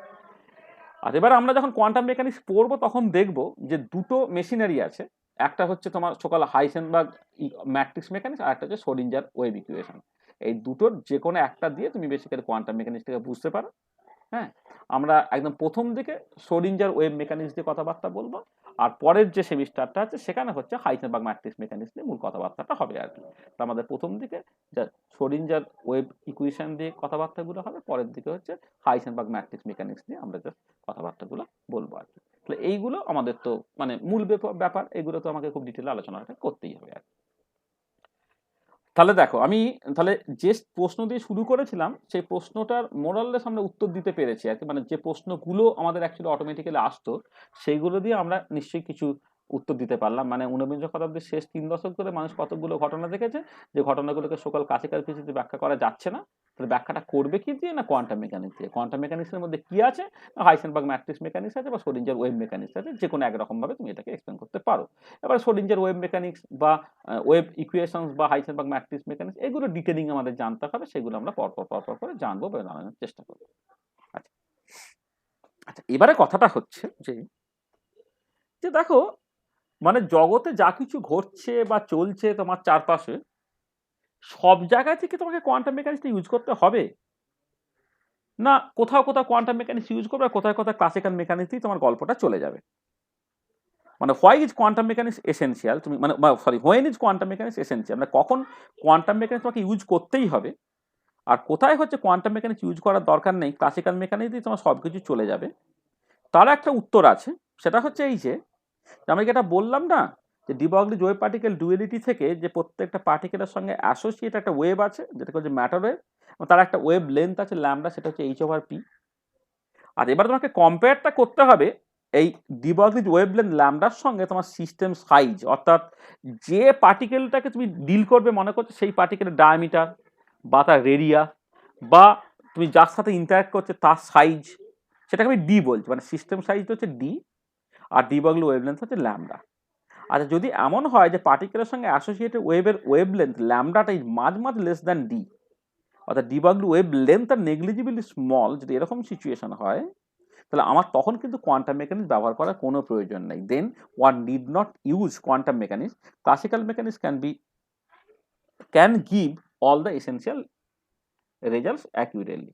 তখন কিন্তু তোমার ক্লাসিক্যাল মেকানিক্স, সরি এক সেকেন্ড, তখন হচ্ছে তোমার basically classical mechanics can give all essential results accurately.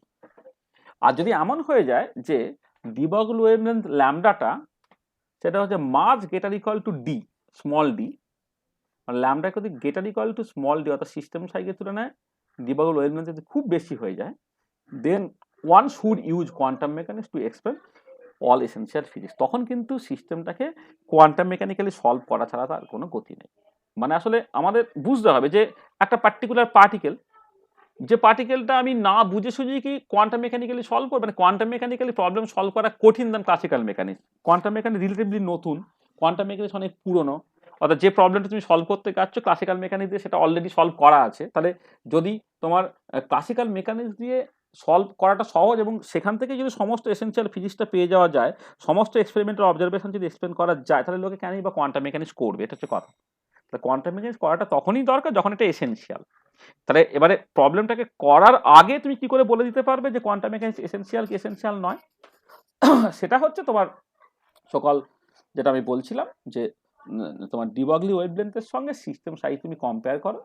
যদি ডিবগলি ওয়েভলেন্থটা হচ্ছে সিস্টেম সাইজের তুলনায় অনেক অনেক বেশি বা কম্পারেবল হয়ে যায়, তখনই হচ্ছে কোয়ান্টাম মেকানিক্সটা ইম্পর্টেন্ট হবে।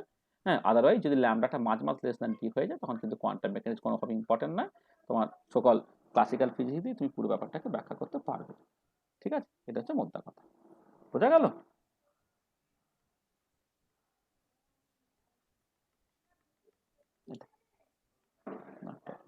বসা যাচ্ছে না। ঠিক আছে, তাহলে when is quantum mechanics essential তুমি বুঝতে পেরে গেলে। সিস্টেম সাইজের সঙ্গে ডিবগলি ওয়েভলেন্থ কম্পেয়ার করে তুমি দেখো যে ল্যামডাটা মাঝ লেস দ্যান ডি না ল্যামডাটা গ্রেটার ইকুয়াল টু ডি হচ্ছে সেটা।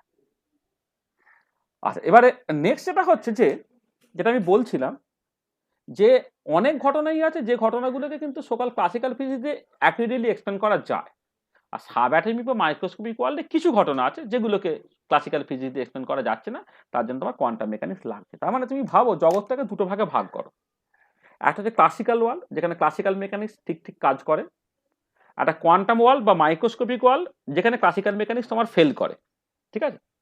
আচ্ছা, এবারে তুমি ক্লাসিক্যাল ওয়ার্ল্ডে ধরো একটা প্রবলেমকে ডিল করছো, তাহলে ক্লাসিক্যালরা একটা প্রবলেম, সেটা ক্লাসিক্যাল মেকানিক্স দিয়ে এক্সপ্লেন করা যায়, কোয়ান্টাম মেকানিক্স দিয়ে এক্সপ্লেন করা যায়। মানে ক্লাসিক্যাল মেকানিক্স সেই রেসপেক্টে ইনকমপ্লিট।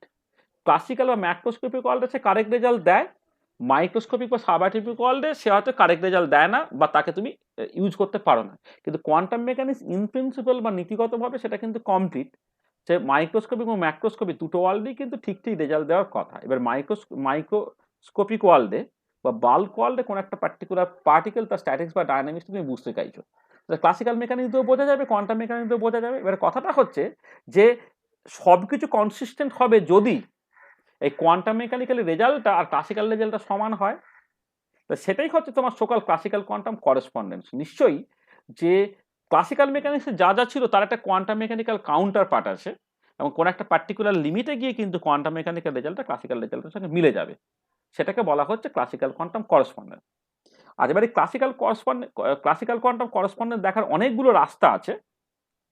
একটা হচ্ছে সকল তোমার বোর্স করেসপন্ডেন্ট প্রিন্সিপাল, যেটা বলে যে কোয়ান্টাম নাম্বার যদি খুব বেশি হয়ে যায় না, খুব লার্জ হয়ে যায়, তখন quantum mechanically calculated result classical রেজাল্টের সঙ্গে ম্যাচ করে যাবে। তাহলে when quantum number n tends to infinity, then quantum mechanically calculated results match with the classically expected results. এটা হচ্ছে বোর্স করেসপন্ডেন্ট প্রিন্সিপাল, সেটা আমাদের ডিটেলে দেখার একটা সুযোগ আছে। আচ্ছা, ডায়নামিক্সের কনটেক্সটে হচ্ছে তোমার নিউটনস ইকুয়েশন অফ মোশন ছিল, যেটা আমরা বলেছি যে ডিএক্স বাই ডিটি হচ্ছে পিএক্স বাই এম বা ভেলোসিটি, আর ডিপিএক্স বাই ডিটি যেটা ফোর্স, যেটা হচ্ছে মাইনাস ডিবিডিএক্স। আমরা জাস্ট প্রথমেই আলোচনা করে গেলাম। তার মতো দেখতে কোয়ান্টাম মেকানিক্সে দুটো ইকুয়েশন অফ মোশন, সেটাকে বলা হয় এরেনফেস্ট ইকুয়েশন অফ মোশন। সেটা বলে দেয় কি, d x average by dt equal to p x average by M, আর d p x average by dt হচ্ছে মাইনাস ডিভিএক্স বাই ডিটি তার অ্যাভারেজ। অর্থাৎ যেখানে পজিশন মোমেন্টামগুলো ছিল সেইগুলো তাদের অ্যাভারেজ ভ্যালুতে রিপ্লেসড হয়ে যাচ্ছে। তাহলে এইটা আমি দুটো জায়গা বললাম যেখান থেকে ক্লাসিক্যাল কোয়ান্টাম করেসপন্ডেন্স তুমি দেখতে পাবে, অর্থাৎ কোয়ান্টাম মেকানিক্যালি ক্যালকুলেটেড রেজাল্টগুলো কোথায় হচ্ছে ক্লাসিক্যাল রেজাল্টের মতো হয়ে যাবে বা একই হয়ে যাবে, সেটা তুমি যা দেখতে পাচ্ছ। ঠিক আছে? আচ্ছা, নেক্সট যে জিনিসটা নিয়ে আমরা কথাবার্তা বলবো সেটা হচ্ছে এই যে মানে দেখো, নীতিগতভাবে বা in principle quantum mechanics complete, এবং কোয়ান্টাম মেকানিক্স দিয়ে তুমি কিন্তু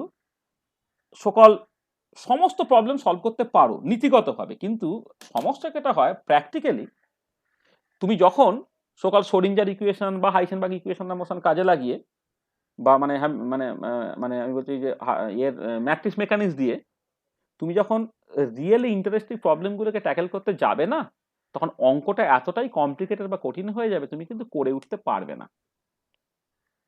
তাহলে এবারে কথাটা হচ্ছে যে কোয়ান্টাম মেকানিক্স যদিও নীতিগতভাবে সমস্ত প্রবলেমকে ট্যাকেল করতে পারে, কিন্তু প্র্যাকটিক্যালি তুমি পারবে না। তার কারণটা হচ্ছে যে প্রবলেমগুলো এতটা কমপ্লিকেটেড হয়ে যাবে, তার ইকুয়েশনগুলো এত কঠিন হয়ে যাবে তুমি হাতে করেও হ্যান্ডেল করতে পারবে না। অর্থাৎ কম্পিউটারের সাহায্য নিয়ে লোকে করতে চায়, সেখানেও দেখবে সে হয়তো সব করে উঠতে পারছে না। তখন অ্যাকচুয়ালি কি হয়, কিছু অ্যাপ্রক্সিমেট মেথডস ইউজ করতে হয়। সেই জন্য আমরা নেক্সট যে প্রশ্নটা রেখেছি সেটা হচ্ছে এই, is there any approximate quantum mechanical methods that can be use to solve realistic problem? উত্তর হচ্ছে হ্যাঁ, এরকম বেশ কিছু অ্যাপ্রক্সিমেট মেথডস আছে। মানে হয়তো এক্স্যাক্টলি সলভ করতে কি সমস্যাটা আমি বললাম, তাহলে রিয়েলিস্টিক প্রবলেমকে সলভ করতে গেলে তোমাকে কিছু অ্যাপ্রক্সিমেট মেথডস ইউজ করতে হবে, যে অ্যাপ্রক্সিমেট মেথডসগুলো কিন্তু মোরাললেস তোমাকে কারেক্ট রেজাল্টটা দিতে পারে আর কি। ঠিক আছে, এটা তো সেটাই হচ্ছে তোমার মানে সেই ধরনের যে অ্যাপ্রক্সিমেট মেথড সেটা আমাদের দু একটা পড়তে হবে। সেরকম অ্যাপ্রক্সিমেট মেথডের মধ্যে যেটা আছে সেটা হচ্ছে variation principle, perturbation theory, WKB approximation ইত্যাদি ইত্যাদি আর কি। ঠিক আছে, এছাড়া আরো অনেক কোয়ান্টাম কেমিক্যাল মেথড হচ্ছে Hartree Fock theory, configuration interaction, coupled cluster theory, many body perturbation theory, density function theory ইত্যাদি ইত্যাদি আছে আর কি। এবং এই ধরনের থিওরিগুলোকে ইমপ্লিমেন্ট করতে গেলে মোস্ট অফ দ্য কেসে কিন্তু তোমাকে কম্পিউটারের সাহায্য নিতে হয়। সেই জন্য অনেক সময় কোয়ান্টাম কেমিস্ট্রিকে বলা হয় কম্পিউটেশনাল কেমিস্ট্রি, মানে using computer and this approximate methods we can solve realistic problem. তাহলে এই যে সাবজেক্ট এরিয়াটা তাকে বলা হয় কম্পিউটেশনাল কেমিস্ট্রি। তাহলে আমরা যখন কম্পিউটেশনাল কেমিস্ট্রি কোয়ান্টাম কেমিস্ট্রি করব with the help of computers and the approximate method, সেগুলোকে বলা হবে কম্পিউটেশনাল কেমিস্ট্রি, যেটা দিয়ে সকল আমাদের মানে কি বলবো কোয়ান্টাম মেকানিক্সের জার্নিটা শেষ হবে। তাহলে আমরা দেখো কি করলাম না, একটা স্টেটমেন্ট দিয়ে শুরু করেছিলাম যে ঊনবিংশ শতাব্দীর শেষ 3 দশক ধরে মানুষ কতগুলো ঘটনা দেখেছে, যে ঘটনাগুলোকে সকল ক্লাসিক্যাল ফিজিক্সে ব্যাখ্যা করা সম্ভব হচ্ছে না। এবার এই স্টেটমেন্টটা কতগুলো প্রশ্নের জন্ম দিল, সেই প্রশ্নগুলোকে বোঝা এবং সেই প্রশ্নগুলোর উত্তর দেওয়া যদি আমি ঠিক ঠিক করে দিতে পারি বা বুঝতে পারি, তাহলেই কিন্তু কোয়ান্টাম মেকানিক্স শেখাটা আমার কমপ্লিট হয়ে যাবে। তাহলে আমরা এই যে কতগুলো প্রশ্ন আস্তে আস্তে 9টা প্রশ্ন পরপর করে বললাম, এবং সেইখানে সকল যে যে জিনিসগুলো যে যে টার্মগুলো আমি ইউজ করেছি সেইগুলোকে ডিটেলে বুঝে নিতে হবে আমাদের পুরো কোর্সের থ্রু দিয়ে। শুধু কোর্স মানে এই কোর্স নয়, মানে মানে সেমিস্টার 1 এর কোর্স, সেমিস্টার 2, সেমিস্টার 3, সেমিস্টার 4, যেখানে যা কোয়ান্টাম মেকানিক্স আছে আর কি, আমাদের এই যে ফ্রেমওয়ার্কটা আমরা তৈরি করলাম সেই ফ্রেমওয়ার্কের মধ্যে কিন্তু তোমার পরিষ্কারভাবে জিনিসটা পড়ে যাবে আর কি। তো এই হচ্ছে আমাদের মূলত যে কাজটা, যেটা নিয়ে আমরা আলোচনা করতে চলেছি আর কি।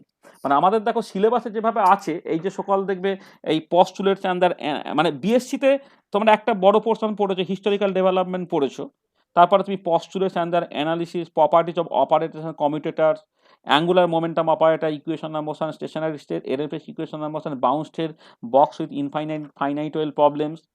পরের সেমিস্টারে তুমি হারমোনিক অসিলেটর প্রবলেম পড়বে, হাইড্রোজেন অ্যাটম প্রবলেম পড়বে, Cartesian and polar coordinate system পড়বে, centre of mass and relative coordinates পড়বে, spherical harmonic, real and complex orbital, তারপরে তোমার হচ্ছে role of constant of motion, এবার অ্যাপ্রক্সিমেট মেথড, ভেরিয়েশন প্রিন্সিপাল, এইগুলো আছে। এরপরে সেমিস্টার 3, সেমিস্টার 4 সেখানেও হচ্ছে তোমার মানে অনেক রকমের কোয়ান্টাম মেকানিক্যাল জিনিসপত্র আছে, matrix mechanics, stationary perturbation theory, semi classical treatment, radian method interaction, semi empirical method in quantum chemistry, এই যে পুরো জিনিসগুলো আর কি, এই পুরো জিনিসগুলো কিন্তু তোমার যেটা এই যে জায়গাগুলো বলা হচ্ছে এর মধ্যে কিন্তু পুরোপুরি পড়বে আর কি। মানে সবটাই হচ্ছে তোমার এই যা আমি ব্যাকগ্রাউন্ডটা তৈরি করেছি তার মধ্যে তোমার কভার হয়ে যাবে। তাহলে এইটা ছিল আমাদের বেসিক্যালি ইন্ট্রোডাক্টরি ক্লাস। এবার আমরা দুটো ইম্পর্টেন্ট স্টেটমেন্ট দিয়ে আমরা জাস্ট গল্প, 3টে বেসিক্যালি কোটেশন দিয়ে গল্পটা আমরা শেষ করব। সেটা হচ্ছে এই যে দ্য আন্ডারলাইং ফিজিক্যাল লজ, যেটা ডিরাকের স্টেটমেন্ট আর কি, the underlying physical laws necessary for the mathematical theory of a large part of physics and the whole chemistry are thus completely known, and the difficulty is only that the exact application of these laws lead to equation much too complicated to be solvable. It therefore becomes desirable that approximate practical methods of applying quantum mechanics should be developed, which can lead to an explanation of the main features of complex atomic system without too much computation. এই যে তোমার দেখো quantum mechanics in principal complete, তোমার basically সবই তুমি শিখে গেছো, কিন্তু এটা ইম্পর্টেন্ট প্র্যাকটিক্যালি যখন ইউজ করবে তখন অনেক সমস্যায় তুমি পড়বে, এবং তার জন্য তোমাকে যেটা করতে হচ্ছে অনেক অ্যাপ্রক্সিমেট মেথডস ব্যবহার করতে হবে, সেটাকে সেখানে বলা হচ্ছে। আমরা শেষ করব সকল দুটো ইম্পর্টেন্ট স্টেটমেন্ট দিয়ে, একটা নিলস বোরের করা, সেটা হচ্ছে if you are not confuse by quantum mechanics then you have not really understood it. আমরা অনেক কিছু বোঝাবো, অনেক কিছু করব, কিন্তু দেখবে সব কিছু শিখে যাওয়ার পরে স্টিল তুমি হয়তো আশ্চর্য হচ্ছে, কনফিউজ হচ্ছে, কিন্তু কনফিউজ না হয় তুমি সত্যি কোয়ান্টাম মেকানিক্স বুঝতে পারোনি। If you are not confuse by quantum mechanics then you have not really understood it. আর বিখ্যাত স্টেটমেন্ট রিচার্ড ফেইনম্যানের, তিনি যেটা বলছেন, I think I can safely say that nobody understand quantum mechanics. মানে আমার পক্ষে এটাই হচ্ছে সুবিধে, যে এত কিছু বলার পরেও তুমি যদি কোয়ান্টাম মেকানিক্স বুঝতে না পারো তাহলে আমার কোনো দায় নাই, কারণ ফেইনম্যান বলে যে কেউই কোয়ান্টাম মেকানিক্স বুঝতে পারে না, আমিও নয়, তুমিও নয়। I think I can safely say that nobody understand quantum mechanics. ঠিক আছে, তাহলে এইটা হচ্ছে তোমার বেসিক্যালি আজকে যে জিনিসটা আমরা কভার করতে চেয়েছিলাম সেইটা। ঠিক আছে, তাহলে এন্ড অফ লেকচার। তাহলে দেখো যা বলেছি তাতে সব জিনিসটা তুমি ঠিক ঠিক করে বুঝতে পেরেছো কিনা, মানে যা বলতে চেয়েছে সেটা তোমার কাছে পরিষ্কার হয়েছে কিনা একটু বলে নাও।